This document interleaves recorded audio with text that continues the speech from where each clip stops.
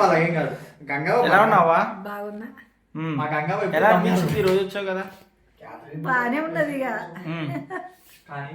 Nagarjuna sir ఏమన్నారు? గంగవా పల్లెటూరు నుంచి వచ్చింది అవ్వా ఎట్లున్నావు అన్నాడు. అది రామ్ చరణ్ సారు మా అంతా సినిమాలో వేసింది కదా గంగవా అన్నాడు. సార్ చేసిన మరి నీకు ఎవరు విన్నర్ అవ్వాలనుకుంటున్నావు? ఎవరైనా అవుతారు ఇక.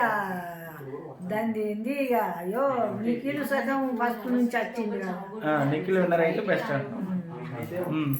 అంటే కవితం బాగా ఆడింది 2 వారాల ఇక ఓటు ఉండే కానీ ఎవరో ఒకరు అంత మానవులే. వాళ్ళు అయినా ఏం లేదు ఇలా అయినా ఏం లేదు.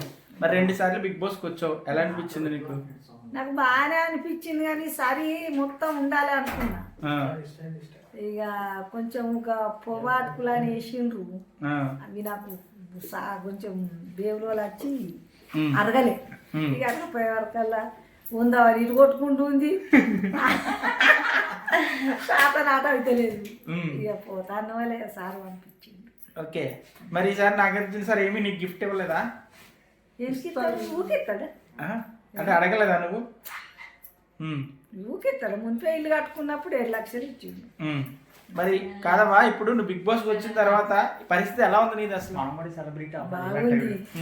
బయట అంతా పెద్ద సెలబ్రిటీ నాకు ఎప్పుడు ఉన్నారు అంతా నాకు పిల్లలు మనవలు మనవరాలు మీ అసోటోళ్ళు అంతా నన్ను అందరూ పుణ్యాన మంచిగా బతుకుతాను. అదే నీ మనసులో ఉన్న మాట చెప్పు, విన్నర్ ఎవరో చెప్పు. నీకు ఇలా అయిండు అయ్యిండా? అదే అవా నీ మనసులో నీకంటే ఫస్ట్ నుంచి నువ్వు గౌతమ్ సపోర్ట్ చేసావు కదా, నిఖిల్ అయ్యాడు, మరి నీకు ఏమైనా బాధ ఉందా?